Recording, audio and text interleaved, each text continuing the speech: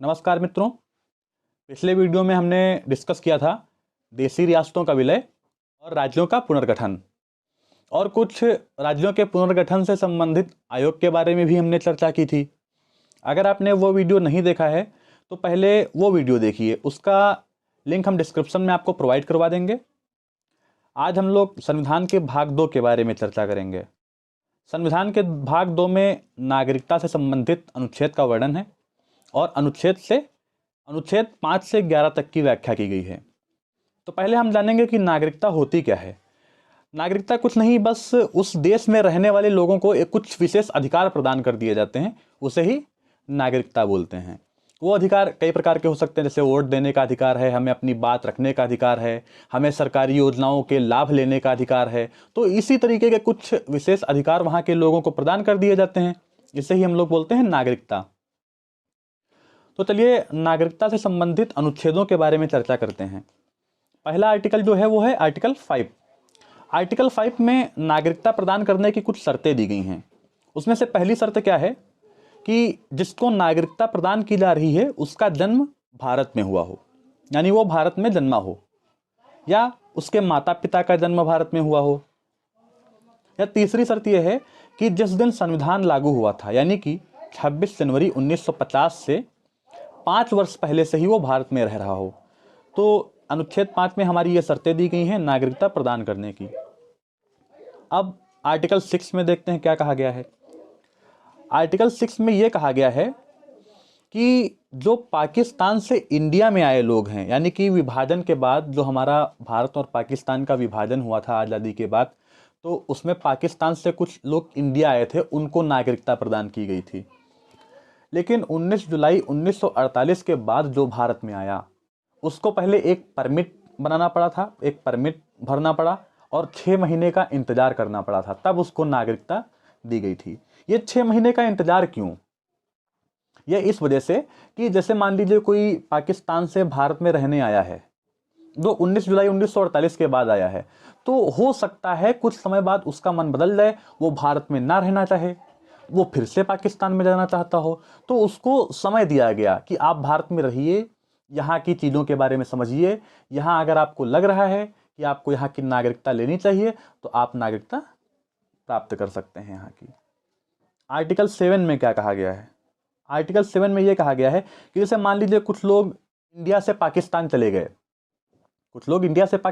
गए, लेकिन उन्हें वहाँ की चीज़ें नहीं जमी, उन्हें वहाँ का माहौल, वहाँ का नहीं पसंद आया, तो वो पुनः वापस आ गए हमारे भारत में। तो उन लोगों को जो नागरिकता प्रदान की जा रही थी वो अनुच्छेद 7 के अंतर्गत आई थी। वो लोग भी अगर 1 मार्च 1947 के बाद पाकिस्तान गए हों लेकिन वापस आ गए हों तो उनको भी 6 महीने का रजिस्ट्रेशन या पंजीकरण करवाना पड़ता था। आर्टिकल 8 में क्या कहा गया है? आर्टिकल 8 में कहा गया है कि भारत के बाहर रह रहा बच्चा भारतीय होगा यदि उसके माता पिता भी भारतीय रहे हों तब। यानी कहने का मतलब ये है कि कोई भारत का है, कोई भारत का निवासी है, उसके माता पिता भारत के हैं, लेकिन उसका बच्चा प्रवासी हो, यानी किसी दूसरे देश में रह रहा हो, तो वो भारत का ही नागरिक कहलाएगा। अब आर्टिकल 9 में क्या कहा गया है? इसमें नागरिकता समाप्त होने की शर्त दी गई है। इसमें यह कहा गया है कि विदेशी नागरिकता अगर आपने ले ली तो आपकी भारतीय नागरिकता अपने आप समाप्त हो जाएगी। इसका कहने का मतलब ये है कि जैसे आर्टिकल 8 में कहा गया है कि भारत के बाहर रह रहा बच्चा भारतीय होगा यदि उसके माता पिता भारतीय हों, लेकिन अगर वही बच्चा वहाँ उस देश की नागरिकता ले ले या विदेशी नागरिकता ले ले तो उसकी भारत की नागरिकता स्वतः समाप्त हो जाएगी। ये हमारा आर्टिकल 9 में कहा गया है। आर्टिकल 10 में क्या कहा गया है? आर्टिकल 10 में यह बोला गया है कि आपकी नागरिकता तब तक बनी रहेगी जब तक आप देश विरोधी काम ना करें। यानी अगर आप देश विरोधी गतिविधियों में लिप्त पाए गए तो आपकी नागरिकता समाप्त कर दी जाएगी। अनुच्छेद 11 क्या कहा गया है? यह सबसे महत्वपूर्ण आर्टिकल है, बहुत इंपॉर्टेंट है। इसमें यह कहा गया है कि नागरिकता संबंधी जो कानून बनाने का अधिकार है यह संसद के गृह मंत्रालय के पास है। अभी हाल ही में सिटीजनशिप अमेंडमेंट एक्ट और वो एनआरसी आया था, तो ये गृह मंत्री अमित शाह ने बनाया था। अमित शाह के द्वारा इस कानून को पारित किया गया था संसद में। तो गृह मंत्रालय के पास नागरिकता संबंधी कानून बनाने का अधिकार होता है। तो हमने आर्टिकल 5 से लेकर के 11 तक पढ़ लिया। अब चलिए उसका थोड़ा सा शॉर्ट में रिवीजन भी कर लेते हैं। अनुच्छेद 5 में क्या कहा गया है? 5 में ये कहा गया है कि प्रारंभ में नागरिकता, यानी कि कुछ 3 शर्तें दी गई हैं उसकी कि आपको नागरिकता कैसे मिली हुई, जैसे उसका जन्म भारत में हुआ हो, या उसके माता पिता का जन्म भारत में हुआ हो, या फिर जिस दिन संविधान लागू हुआ था उससे 5 वर्ष पहले से ही वो भारत में रह रहा हो। आर्टिकल 6 में क्या कहा गया है कि पाकिस्तान से इंडिया आए लोगों को नागरिकता प्रदान की जाएगी। वही आर्टिकल 7 में यह कहा गया है कि इंडिया से पाकिस्तान गए लोग और पाकिस्तान से पुनः वापस आ गए लोगों को नागरिकता प्रदान की जाएगी। आर्टिकल 8 में क्या कहा गया है? विदेशी प्रवासी, यानी विदेशी प्रवासी क्या, जैसे किसी के माता पिता भारतीय हो और उसका बच्चा विदेश में रह रहा हो तो वो बच्चा भारतीय ही कहलाएगा, उसको भारत की नागरिकता बनी रहेगी। लेकिन अगर वही बच्चा उसी देश की नागरिकता, विदेश की नागरिकता ले लेता है तो आर्टिकल 9 के तहत उसकी नागरिकता स्वतः समाप्त हो जाएगी। आर्टिकल 10 में क्या कहा गया है? आपकी नागरिकता तब तक बनी रहेगी जब तक आप अन्यथा या देश विरोधी कार्यों में लिप्त न पाए गए। आर्टिकल 11, संसद गृह मंत्रालय, यानी कि संसद गृह मंत्रालय के पास जो नागरिकता संबंधी कानून बनाने का अधिकार है वो रहेगा। अब हम लोग देखते हैं नागरिकता अधिनियम। नागरिकता अधिनियम हमारा कब आया? ध्यान रखिएगा 1955 में आया था। इसमें है क्या? इसमें ये 5 आधारों पर नागरिकता प्रदान करने का प्रावधान है और 3 आधारों पर नागरिकता समाप्त करने का भी प्रावधान है।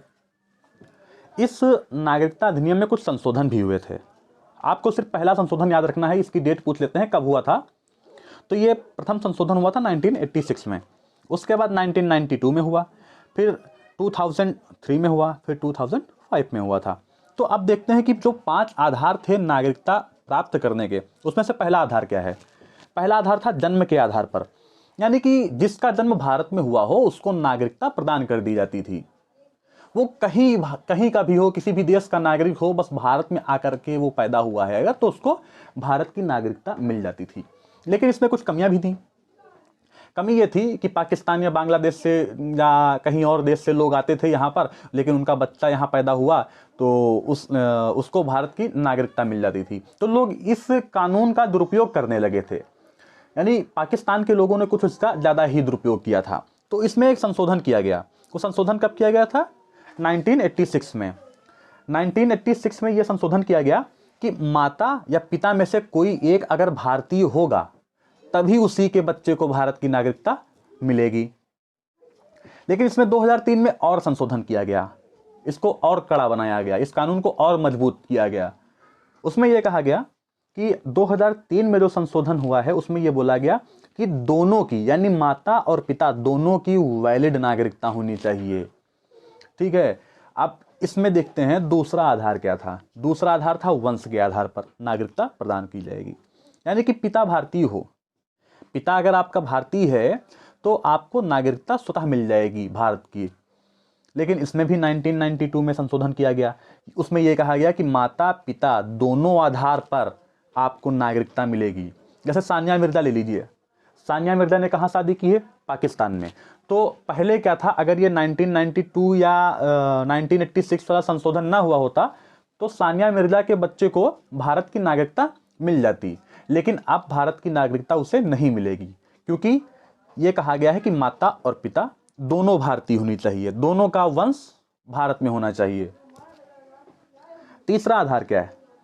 तीसरा आधार हम लोग समझते हैं पंजीकरण के आधार पर, यानी कि रजिस्ट्रेशन के आधार पर। आप भारत में आइए, यहाँ पर रजिस्ट्रेशन करवाइए गृह मंत्रालय के पास, और गृह मंत्रालय की अनुमति पर आप कम से कम भारत में 7 साल रहें, उसके बाद आपको भारत की नागरिकता प्रदान की जाएगी। चौथा आधार क्या था? चौथा आधार यह था देशीकरण। अच्छा, इस देशीकरण का मतलब क्या है? देशीकरण का मतलब यह है कि आप भारत में आइए, यहाँ की संस्कृति, यहाँ के परंपरा, यहाँ की भारतीय भाषा, उसको अपनाइए आप। और दूसरी चीज, आपको कला या विज्ञान या किसी और क्षेत्र में आपका भारत में योगदान रहा हो। इसका एग्जाम्पल समझते हैं। अदनान सामी, अभी हाल ही में अदनान सामी को भारत की नागरिकता मिली है। वो क्यों मिली? क्योंकि अदनान सामी ने भारतीय संगीत में बहुत बड़ा योगदान दिया है और वो 10 साल तक भारत में रहे भी, 10 साल या क्या उससे ज़्यादा तक भारत में रहे, तो उनको और भारतीय भाषा का उन्हें ज्ञान भी था, इस वजह से उन्हें भारत की नागरिकता प्रदान की गई। तो ये चौथा आधार है हमारा देशीकरण, इसको ध्यान में रखिएगा। पांचवा आधार क्या है किसी को नागरिकता प्रदान करने का? वो पांचवा आधार ये है हमारा अर्जित भूमि। जैसे हमारा 1975 में पूर्ण राज्य बनाया गया था सिक्किम को। हालांकि पहले सिक्किम हमारे देश का हिस्सा नहीं था, लेकिन जब सिक्किम को हमारे देश का हिस्सा बनाया गया तो भाई वहाँ के लोगों को नागरिकता भी तो प्रदान की जाएगी। जैसे मान लीजिए मैंने किसी देश के क्षेत्र को अर्जित कर लिया, कल को हमने पाकिस्तान के लाहौर पर कब्जा कर लिया, तो भाई लाहौर के लोगों को हमें नागरिकता देनी पड़ेगी। तो इसलिए अर्जित भूमि के आधार पर नागरिकता प्रदान की जाएगी। चलिए देखते हैं, अब इसी अधिनियम में नागरिकता के समापन की विधियां थी। 3 आधार थे उसके, वो कौन कौन से? त्याग, यानी कि दूसरे देश की अगर आपने नागरिकता ले ली तो आपको भारत की नागरिकता स्वतः समाप्त हो जाएगी। ये आर्टिकल 9 में भी कहा गया है। आर्टिकल 10 में भी ये भी कहा गया है कि देश विरोधी गतिविधियों में अगर आप लिप्त पाए गए तो आपकी नागरिकता बर्खास्त कर दी जाएगी।